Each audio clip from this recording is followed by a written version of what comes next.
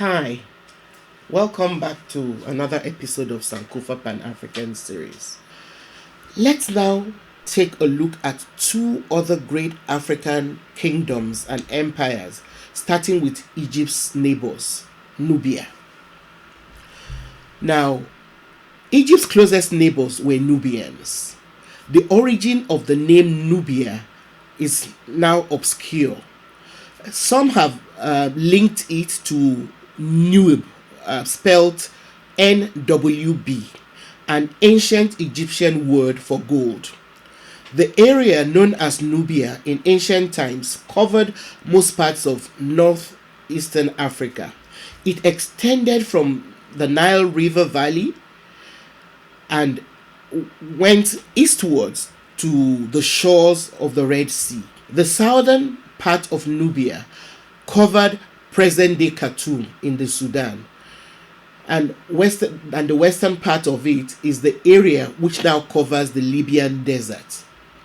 The Nubians developed powerful kingdoms.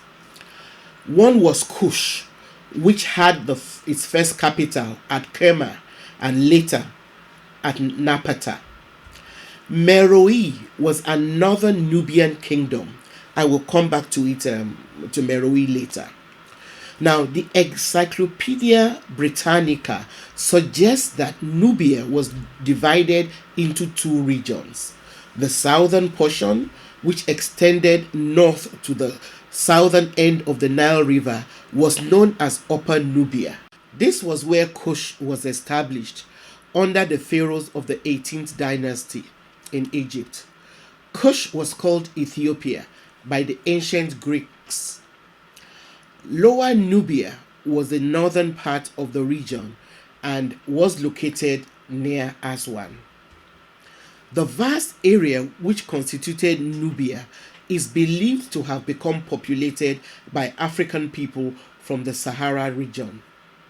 They began to move towards the Nile around 5000 BC, as I said in an earlier episode.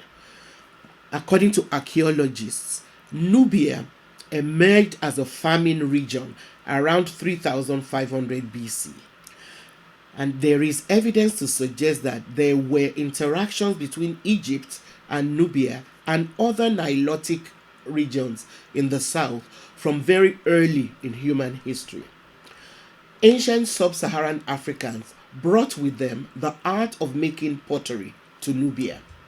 It is believed that Nubians were initially mostly herdsmen and hunters of large animals. They eventually became fishermen and farmers. As time progressed, other people moved into the region from sub-Saharan Africa, so that Nubia's population was often a diverse mix of African peoples.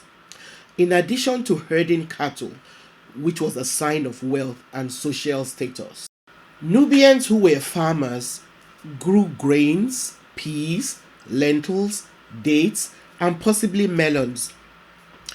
One interesting fact about Nubia is that, in spite of all the debates about the race of the people responsible for the Egyptian civilization, Nubia has always been perceived as a land of black people. Even after Egypt became mixed as a result of various migrations, Egyptians clearly depicted Nubians as people with darker skin, while the Greeks and Romans called them Ethiopians in reference to their skin color. Egyptian sources sometimes referred to Nubia as Ta Seti, or the land of the bow, because Nubians were famous for their skill as archers.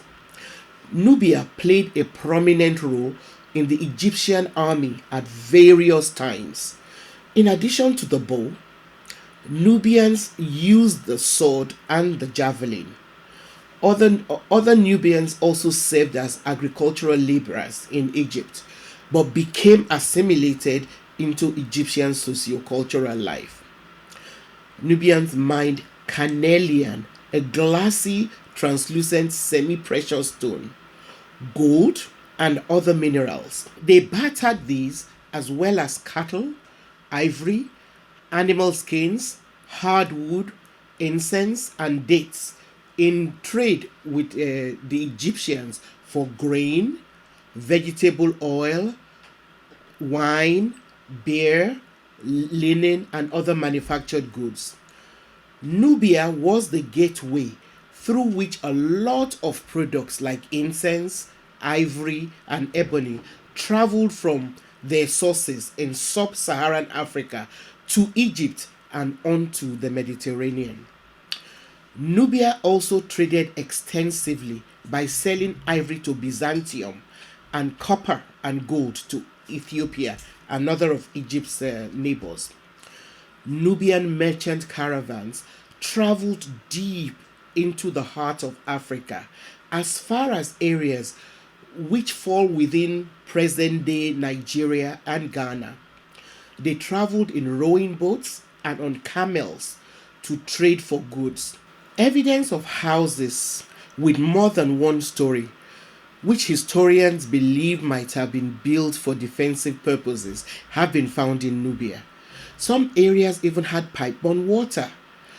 Walls of stone have also been found in Nubian villages, which are believed to have been built to protect inhabitants against Arab invaders. Sometimes villagers built up communal stores in which they saved food against Arab sieges.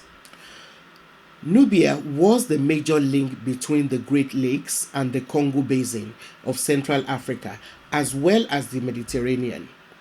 According to S. Adam and O. J. Vercout, the position of the Nile Valley in relation to the Red Sea, the Saharan Desert, and the Arabian Desert facilitated direct contact with the rest of Africa. Please, once again, don't forget to subscribe to our channel if you have not yet done so. Like it and feel free to share with your friends. See you next time.